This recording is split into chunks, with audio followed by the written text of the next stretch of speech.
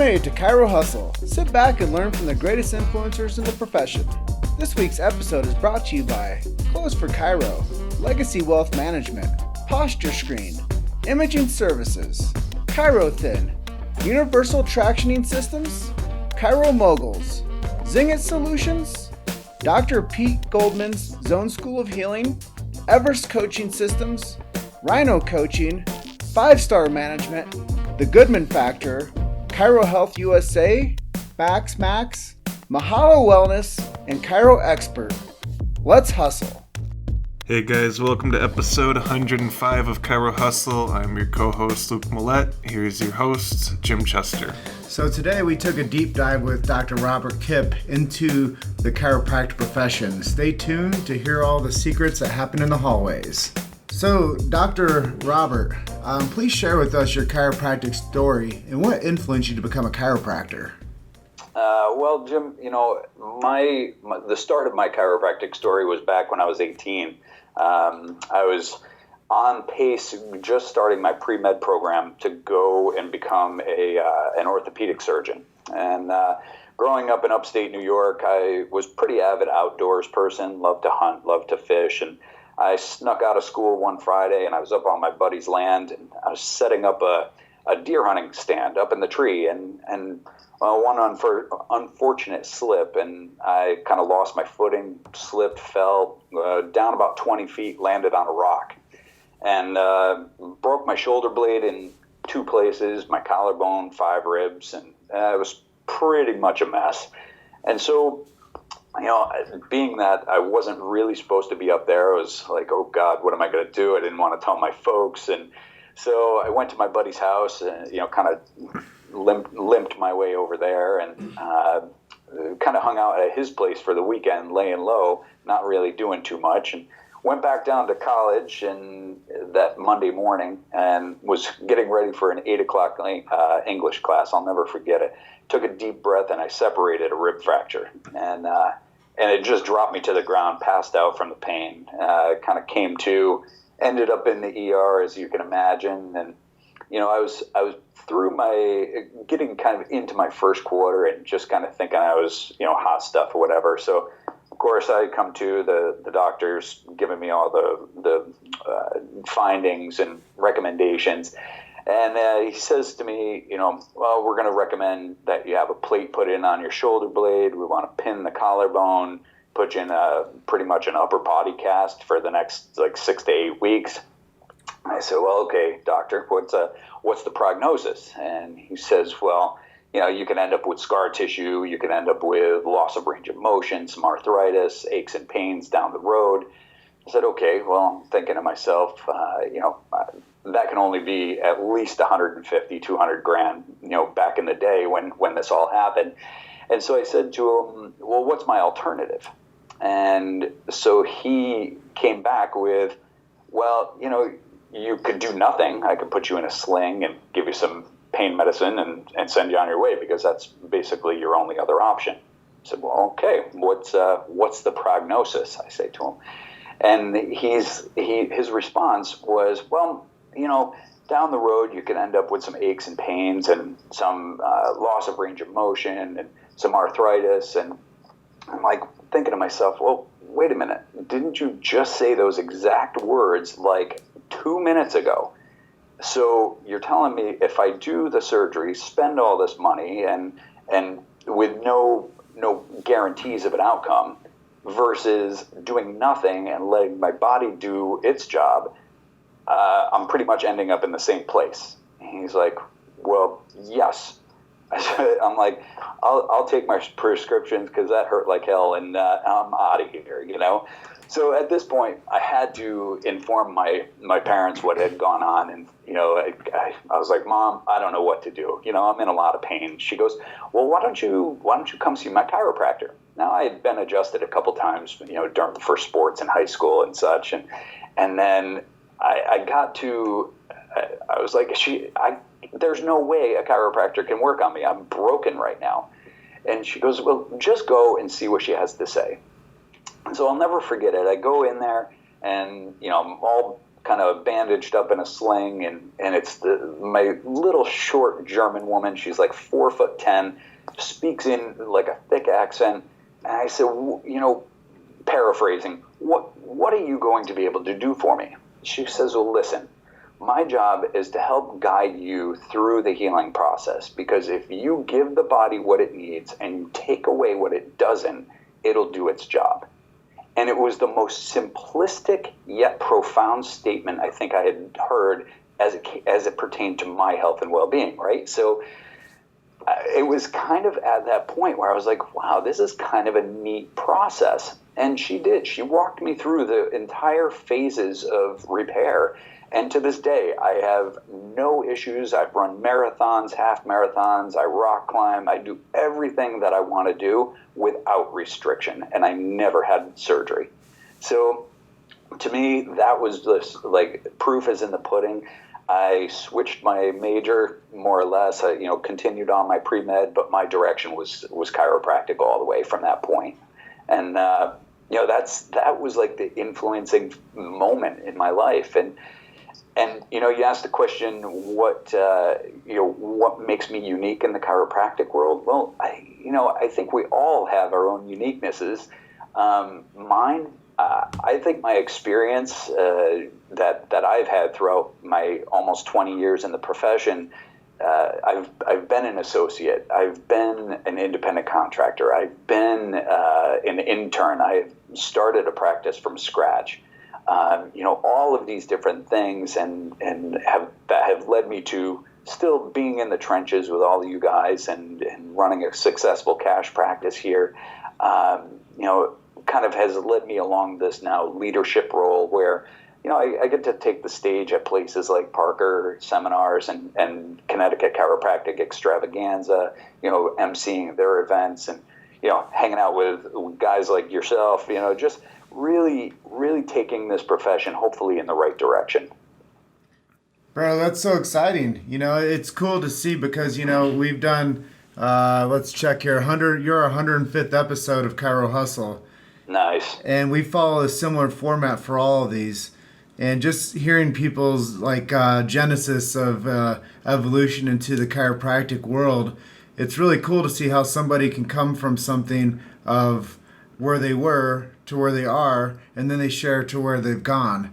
And I think that that's just a really cool segment for us to be able to tell everybody that anybody that has a big passion inside of them, if they just go out there and serve big and they find their genius within them, anybody can be an impact not only in their community's life like you have become, but also in their core group of their contemporaries' lives.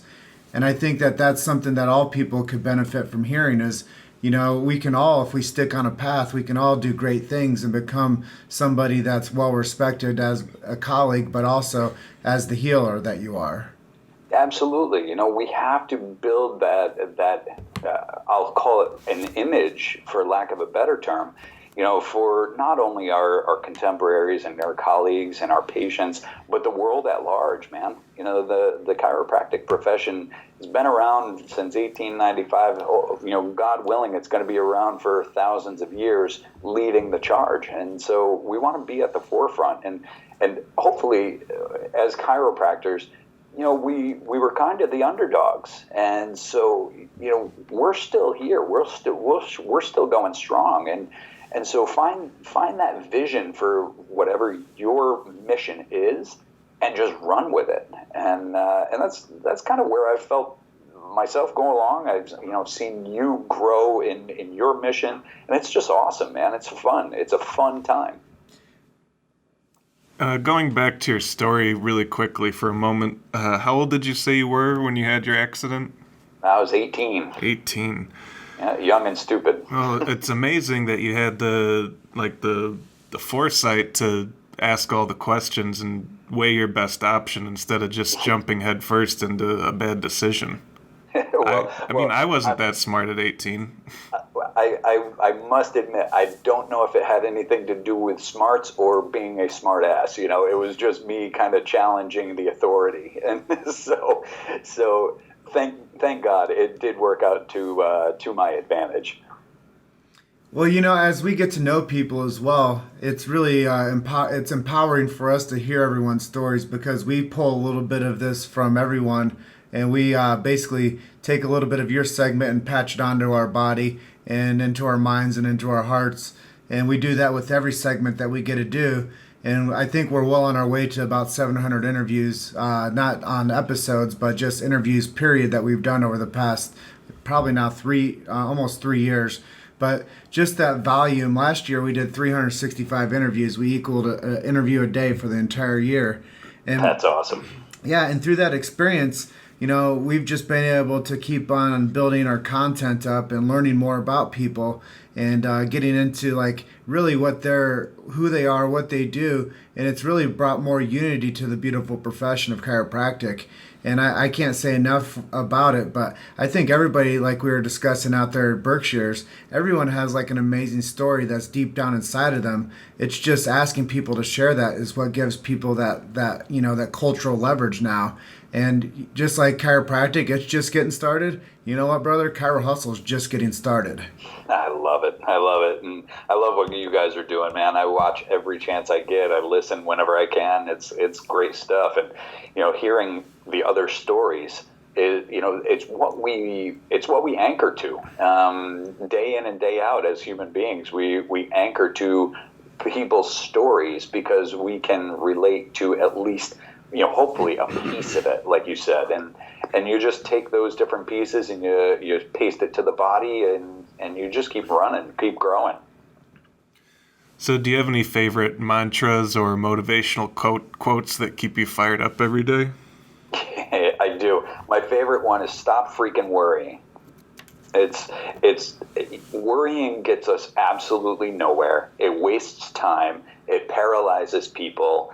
And if you think about your entire life, right? So every single time that you found yourself in this worried or, like this fight or flight mode, freaking out about something, you're here. You made it through. We all make it through these moments and we grow and we learn from them. So stop freaking worrying and just push forward. You're going to be fine. Whether that's trouble in practice, trouble in life, it doesn't matter. It's always the same. You get through it and you grow from that experience. So if you kind of keep that in the forefront of your mind, you can approach challenges or obstacles with a totally different viewpoint. I don't remember who said it, but someone said like 80% of the things we worry about never actually happen. I believe that number is all of that, if not higher. Yeah.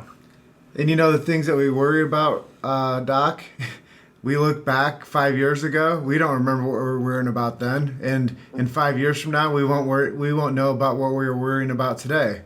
Absolutely not. And if you do remember, half the time you kind of laugh and say, what was I worried about? Because everything works out all the time. You may not like the outcome, but whatever you're worried about will come to an end. Yeah, I saw this magnet on our friend's fridge, and it says, worry is like a rocking chair. It'll give you something to do, but you won't get anywhere.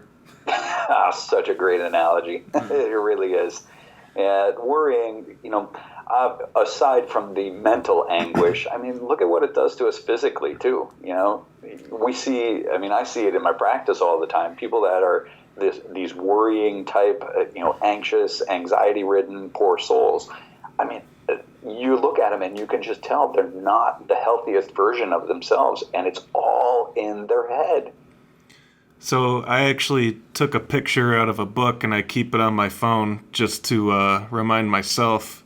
And it says, worry not only distracts, it attracts. It can become an accidental magnet for the things you don't want. Oh, yeah. You hear the stories of people that have the dark cloud following over them, and I think it's true. When you look at when you get into the biology of it, all of our electromagnetic auras, so to speak, or for lack of a better term, we emit energy, we emit charge, and so if you're focusing on the negative, what kind of charge is that putting out into your universe? It's certainly going to attract more of that negative, because opposites, while they say opposites attract, but I think in this particular case, it's the similars attract. You would just attract more of that negativity into your life and more worry, and it just doesn't get us anywhere. You said a really cool word there. It's called aura. And my talk at Chiropractic Rocks this past weekend, I was talking about the aura of the salesman and the aura of the new patient. And Nice. I said that you have to have a vibrational frequency to attract people to you. And Right. that you get to be there, you don't have to be there. And that if you go into an event where you're looking to harvest your community and bring people in, and you go out there with worry in your heart or disapproval for yourself for doing something to help people, then that's what's going to happen, and you're going to think that what you're doing sucks. And Right. But if you tune yourself and to know that you're a servant and you're out there to help people, and you're out there to be a truth teller and a warrior, and you're out there to help people and give people hope, like you said, I think that we have to think on the terms of where we are the helpers, and we are brought together to provide that. And you did mention this earlier, and chiropractic is 124 years into the evolution of its creation. And I think that when we think about how chiropractic is really still in its fledgling years, even though it's 124 years out of the chute, I think that we still have a lot of things to mature. I think we still have to mature the ranks within. I think we have to mature the messaging to the masses. And when you start realizing that there is a lot of worry that's going on, that once we start clearing up that division of worry and we go to understanding that we are hope, and this is the future, then most people will start to think, wow, I am empowered. I have all the tools inside of me to go out there and to serve. And it's not about me, it's about everyone else. And if I can just get over myself, I can go out there and change the world, damn it. No doubt. Amen, brother. If you think about the unity factor that you were mentioning, you cannot be unified with doubts. You cannot be unified with worry. It is only going to attract more of that, and it's going to repel everything that you're after. So, as a whole, the chiropractic profession, stop worrying. Yeah. So we see, depending on your source, 3% to 8% of the population. Stop worrying about it. Go out there and serve more. Serve big. Be the big vision, and just attract the people because you're confident, because you know that we have the answer. Don't be worried about, oh, where's my next new patient coming from? Just go out there and resonate with the people. Be a human. And when you do that, you become a beacon of light, and you become a hope dealer. Precisely. And most people just don't know where to go or who to trust. That's a mantra of mine. And too, when you look at the hopelessness of humanity right now, it's at an all-time high, I think. It's scary. It's a scary place out there. And I think chiropractic has the potential just to be that beacon of hope for a lot of people on this planet. Amen, brother. I think that when you think about, people want to have a good place to go where the person that they're going to helps them and is fundamentally sound in their business, they're fundamentally sound in their philosophy, and they're fundamentally sound in their art.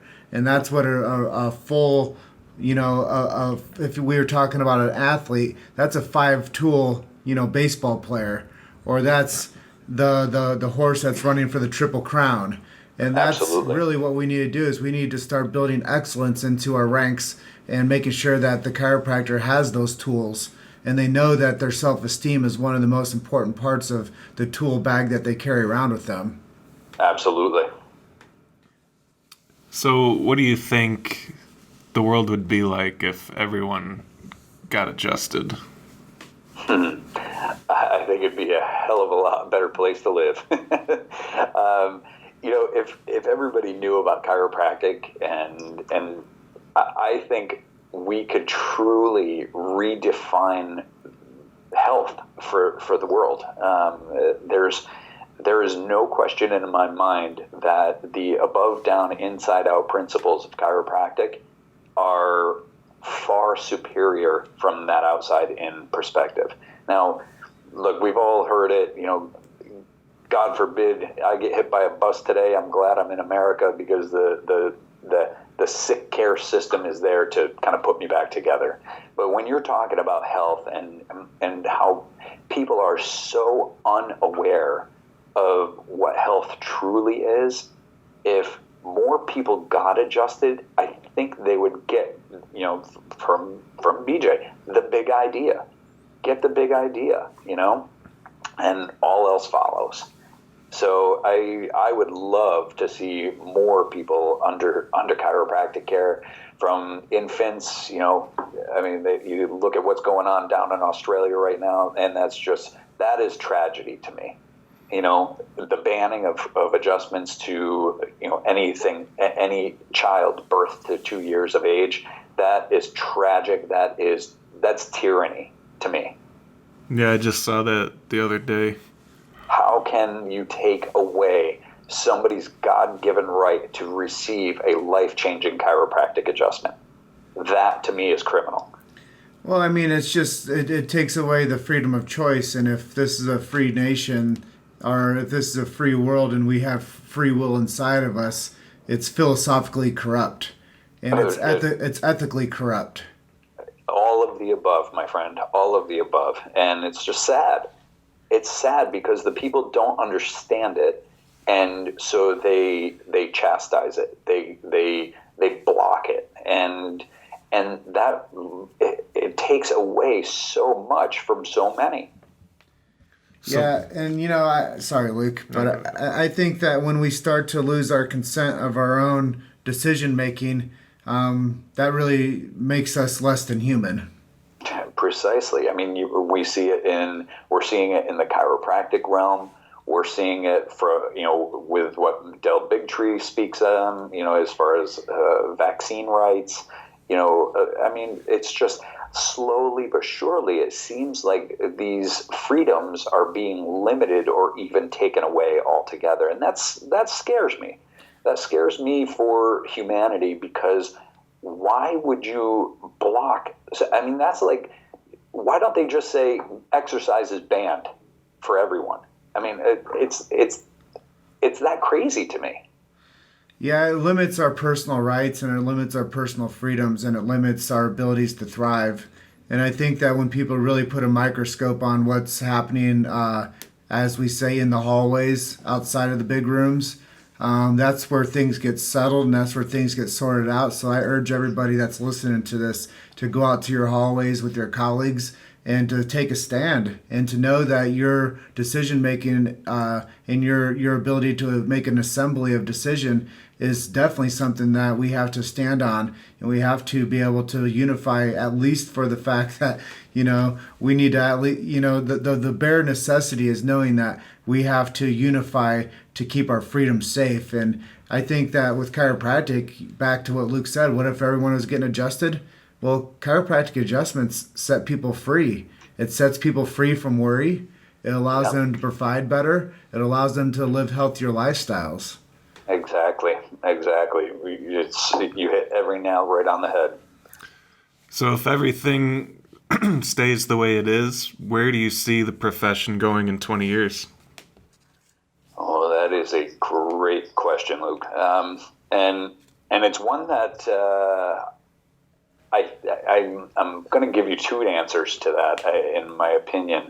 And one side is really, really good, and one side's really, really bad. Because I think right now, especially at this moment in time, chiropractic, you can look at it as walking a tightrope. We have an unbelievable wealth of amazing people in our profession. There is no question. And I think if we could get that unification, get more people out of their seats, out of their comfort zones, and speaking the truth about chiropractic, I think in 20 years, we could run the entire true healthcare system of the world. Amen, brother. Right? Amen. I really do. The flip side of that is the bad side. You fall to the other side of that tightrope because you choose not to do anything. You choose to remain quiet. You choose to remain comfortable in mediocrity. We fail. We fail as a profession because there is nothing stopping the medical cartel, we'll call it, from holding us in our current position. Unfortunately, when you look at the economics of chiropractic versus medicine, we are much more efficient than they are, and they know that. And they should really be supporting us, man. They should be, but they won't because that threatens their lifestyles. And there's no money in health. No, there's not. If all people are well, who needs 50 or 75 doctor's visits in a year? They don't. Who needs to spend $8,000 per person on average per year? Nobody. That's a hell of a lot of chiropractic care. You know what I mean? They're just afraid of a chiropractic utopia. Amen, man. They absolutely are. And so that's the part where, when I get up in the morning and I look myself in the mirror and I decide, you know what, I'm going to play big. I'm going to play big in my hometown. I'm going to play big on the stage of Parker. I'm going to play big at the stage in Connecticut. I'm going to play big on the stage of chiropractic all over the world. Wherever I can speak, I will. Because I want people to know that the choice is theirs. The choice is up to them whether or not they want to participate or crawl under a rock and let the profession die.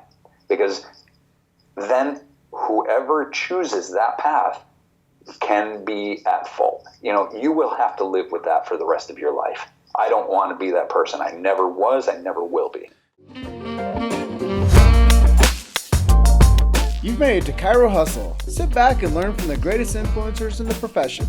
This week's episode is brought to you by Clothes for Chiro, Legacy Wealth Management, Posture Screen, Imaging Services, Chiro Thin, Universal Tractioning Systems, Chiro Moguls, Zingit Solutions, Dr. Pete Goldman's Zone School of Healing, Everest Coaching Systems, Rhino Coaching, 5-Star Management, The Goodman Factor, Chiro Health USA, Max, Mahalo Wellness, and Chiro Expert.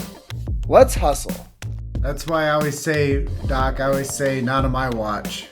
Absolutely not. And it's people like you guys and anybody with the wherewithal to just get up and get out of your comfort zone just a little bit. Hey, you know what? Go talk to the MD down the hall from you if you're in a practice that neighbors want, and tell them what chiropractic is.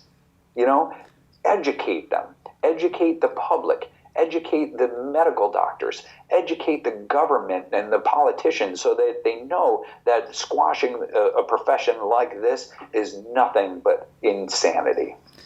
You know what? Those same people that have rejection towards chiropractic are the same ones that secretly get adjusted. Yeah, no doubt. Oh, God. I just wish they would speak their mind and speak freely. But, people feel so compelled to not do that because they're afraid. They're afraid of, what would so-and-so think? What is it going to look like to my neighbors, to my town if I'm the one that's on the news? And you know what? You know what, dude? Those people they're tired of playing for that team. They just don't have the wherewithal, like you said, to step up and step out. Exactly. So, if that means that people like yourselves have to blaze the path to make it a little more comfortable, amen, brother. My hat's off to you guys because you guys are doing it. You made the conscious decision to get out there and share the message. Well, it hasn't been such an easy path to blaze, I tell you that. Every time that we produce more content, it produces more people that, are playing for the other side, that have no idea what it means to be a warrior for a good cause. And I think that that's the thing that really divides the poor decision making from other people is they just don't know what it's like to fight for a good cause. They find themselves in a dogmatic struggle of trying to push us down, that they're living for the wrong purpose, man. Right, exactly. I mean, and it happens even within the profession. I mean, look at trying to incorporate medications and prescription rights. I mean, that is such the antithesis of Chiropractic. Of chiropractic. I mean, look at Stevenson's principles, man. Nowhere in there says, thou shalt administer medicine. I mean, it's about innate. It's about your body's own ability to heal and to repair, and us being the freedom setters for that process to occur. Yeah, you're saying everything that everybody needs to hear. I know that this episode's really going to light people up, and I just urge everybody that listens to this to find assembly within your colleagues and find assembly within the truth of what you stand for, and don't go live on your island by yourself and think you can do it alone.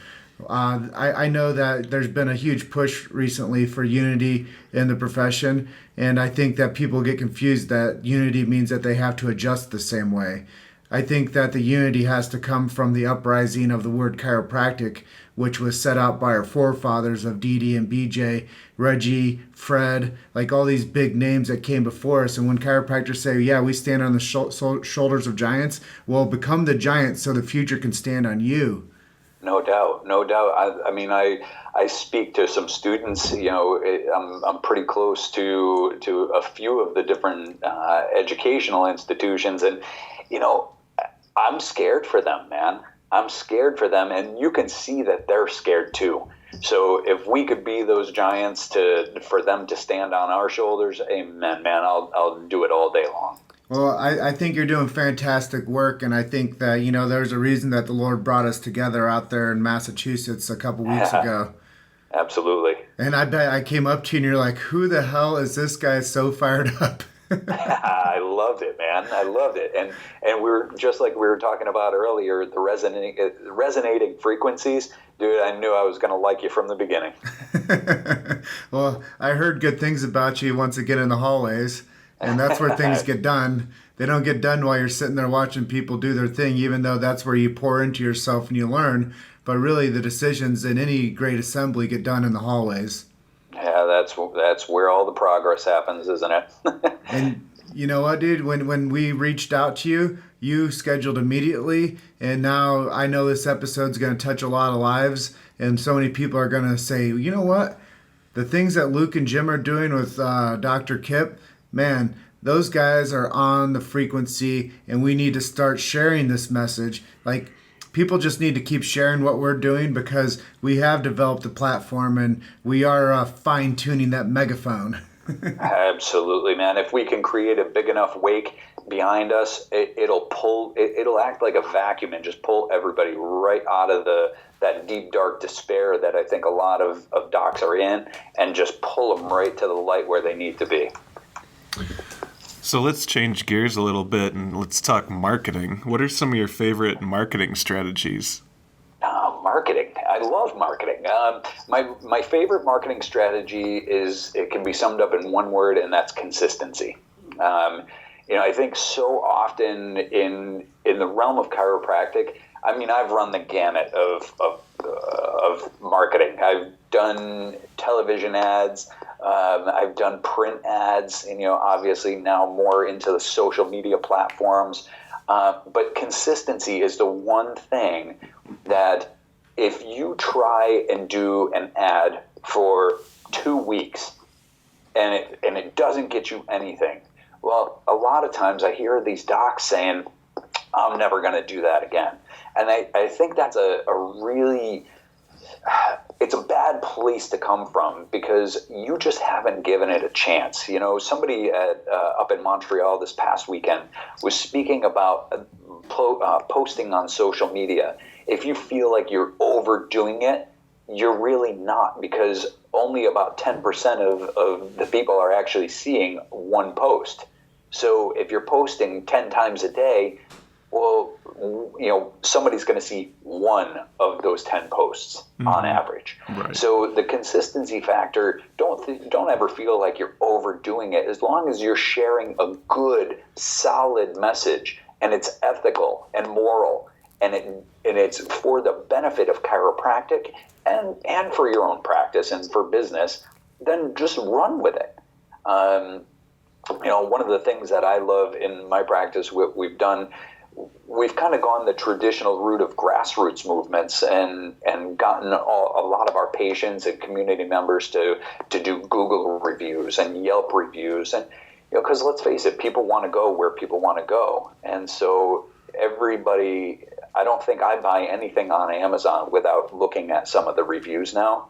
And I think most people are getting trained to do that. So the more I can up our level of trust in the community, it just draws more people to us. So, but you got to be consistent with it. And I'll use an analogy right here on this one of, imagine a patient coming to you. You give them a frequency recommendation of twice a week for the next 10 weeks. And they come in for the first month and say, you know what, chiropractic's not working for me. Because that's the analogy right there. If they don't give it the time that it needs, then of course you're not going to get the results that you want to see. Right. Yeah, if people aren't posting as much as Jim is, then they're definitely not posting too much at all. Yeah, I hold Jim as my bellwether. If I can get at least a fraction of my posts out compared to what he's doing, I'm in good shape. That's how everyone should kind of measure their posting. No doubt. So, do you have a favorite app or technology that keeps you engaged with your patients? Yeah, we just actually signed up with Zingit Communications, and I've become aware of a couple other ones that are similar, like Review Wave. I was talking with Brian Johnson out there in Massachusetts. It's kind of a similar program, some subtle differences, but, the studies show that people just don't answer their phones anymore. Mm-hmm. And half the time when you try and call and leave a message, the mailboxes are full, right? Right. So communication is really boiled down to, I need this quick, I need this now, and a text is, albeit fairly impersonal, you can get your message through to that patient pretty quickly. And so Zingit does a great job, and we've kind of taken it up a level and use their, we can embed the little short code links to a video. So, if they click on it, it'll take them to a video, and I can get my message across, say, after somebody's first adjustment with me in the office. And so it's great. People can do it on their time. People's time is so valuable and precious to them because, well, they're not making any more of it, right? And people are just running out of it. So if they've got a minute here and there throughout their day and they want to take a look at your video, that's how I find is the best interaction, and Zingit seems to be doing a great job with that. So we've been happy with them. I mean, forget having a full mailbox. Have you ever had one of those numbers where the mailbox isn't even set up? Oh, absolutely. And we just found that it's probably over the last 2 years, it just really turned and it became this new paradigm of people don't answer the phone. Yeah, you saying that really resonates with us as being in alignment with Steve Weber and Zingit Solutions. As soon as I heard what they were doing, I was like, yeah, 90% of the people that you send a text message to open it. Exactly. I think it's staggering how little people open up emails, and it's also staggering, like you guys were just discussing, how little people actually answer their phones. So we have gone to more of a quick hit style approach. It's kind of like a West Coast offense, Right.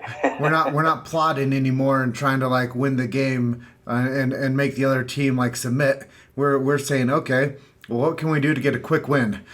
Well, hey, when you're going up against our East Coast boys, that can be a little challenging. Tom Brady, you just can't do quick hits with him. Yeah, I love making sports analogies, especially I knew you're from the East Coast. Through and through, man. Patriots and Bruins all the way, baby. I love it. So let's talk about you a little bit now. What are some books you're in the middle of reading? What are some of your hobbies? What do you do for fun? So reading and just kind of feeding the brain and feeding the soul. Most of my stuff that I like to delve into is business related, business strategy. I don't even know how many times I've read Think and Grow Rich by Napoleon Hill. Tim Ferriss's works. Anybody that can feed me from a different viewpoint that I can kind of take and apply to the chiropractic realm. I love that. I love psychology. Malcolm Gladwell is one of my favorites. I just got involved with Sean Dill and the Black Diamond Club, and so I've been listening to a lot of his podcasts lately. And he's a great businessman, and certainly just an astute reader of so many things. And so it's great to have somebody else paraphrase things for me, just because everybody, time is precious. So if I can have somebody give me the Cliff Notes version, I'm loving that, and just I can devour more and more of that. So that's kind of from the educational standpoint. I just like everybody or most people, I think, I like to binge watch. I'm a Marvel action heroes fan, so that's been on our hit parade lately. And other things.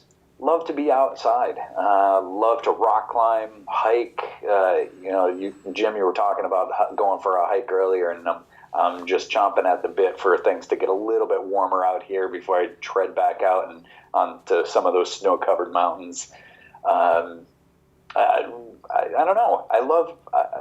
I just love being busy. My partner and I, Dr. Tim Kelly, we just started another business called the Power CA, so we've been busy at that. It's an online training environment for chiropractic assistants because they're a huge part of our practice too, and a lot of times we just kind of don't give them enough time in practice, I think. So we wanted to try and find a way to fill that void. So that's been occupying a whole bunch of our time lately. Yeah, I think that the CA is one of the most important parts of the success of a practice. I talk to people about this thing I'm branding called the human funnel system. And when you create the human funnel system, it's old school marketing like you were talking about earlier, get people to give you reviews type stuff. But you have to know how to process that person that comes in from a Google find. You have to know how to process somebody that comes in from a Facebook find. You have to know how to process somebody that comes in from a scheduling event. And you have to know, those front desk people have to know how to process, how to keep the system going. I'll give you a quick little thing that I used to always tell when I was working in an office. And I would always tell, as the tech, I worked in a CBP office, but I'd always tell people to have a chiropractic day. And nice. I think when you empower people to have a little bit of personality, you start touching lives at a deeper level. As long as they don't make the conversation about them, they make it about chiropractic. People resonate with that. And no question. I love what you're doing, empowering the CAs to become better stewards of the message. Well, so often, when I'm in practice, my time spent with a practice member is quick, so I thought about the time spent between the practice member and the CA is like 3 or 4-fold compared to what I get to spend. So why wouldn't we make sure that they are getting the proper education about chiropractic at large? And then empowering them. I love that word, empower. You can empower them to take that, to own chiropractic, not as a doctor, but as a steward of chiropractic. And I think that's such an accurate depiction of what our CAs should be doing. And, we got to get them the training, the procedures, the nitty gritty. And I'll tell you, it makes an office run really smooth, takes away the worry from the business ownership side, takes away the worry about, gosh, are people staying on their care plans? And it creates team unity. We talked about unity earlier on, and how can you go out into the chiropractic world and be unified if your own house is a mess? Amen, brother. And you said some things that really sparked up some emotion with me with saying that is, these people that are working in the office, what they're doing is they are the cornerstone of that practice, fostering those relationships, and they become family. And these people are mission driven. If anybody's out there listening to this, the people that work inside of a chiropractic office are mission driven, and they're going to be there, and they're going to support you, and they're going to play the music you ask them to play. They're going to show up when you ask them to play them. They're going to be so dialed into your systems as long as you respect them, and as long as you give them the ability to have a little bit of self-discovery within the growth process of that business. And I think that most people would quit working in corporate America and they would come work in a chiropractic office with healers if they knew that they had the opportunities that they can get, that chiropractors would provide to them. And we have to quit, like chiropractors do with associates, quit eating our young, but we also have to quit eating our staff. Yeah, no kidding. Just got to embrace them as part of the chiropractic family. If they passed all the tests to become eligible to be hired in your practice, then by all means, give them the opportunity to grow. And don't just stick them behind a desk with no training and expect them to know what is going on in your head. It's just not going to happen, and it's not fair. It's not fair to them, it's not fair to you, and it's not fair to the chiropractic profession, because they are the ones, they are the faces at your office. Well, Robert, we are starting to come up on the tail end of this episode, so I wanted to ask you, what are some web resources or links you can give people to learn more about what you're doing? If they want to check out our CA training, it's pcachiro.com. Aside from that, it's just we're out there on Facebook. We're out there and love going to seminars and conferences. So by all means, grab a hold of me at anything, and I'd love to talk with anybody about what we're doing, about chiropractic, about life. Just make progress in life, and that's where I want to go. So if anybody wants to email me, you can do so at rob@pcachiro.com, and I get back to all my emails pretty quickly. So I'm happy to do that for any of the listeners out there. Awesome. Well, is there anything you wanted to talk about that we didn't ask you? Just a last kind of closing piece of advice, and I'm going to pay homage to you guys. I want to leave the listeners with this: never stop hustling. When you got the hustle, you're always making that forward progress. You might trip up here and there. Get up, dust yourself off, keep on going.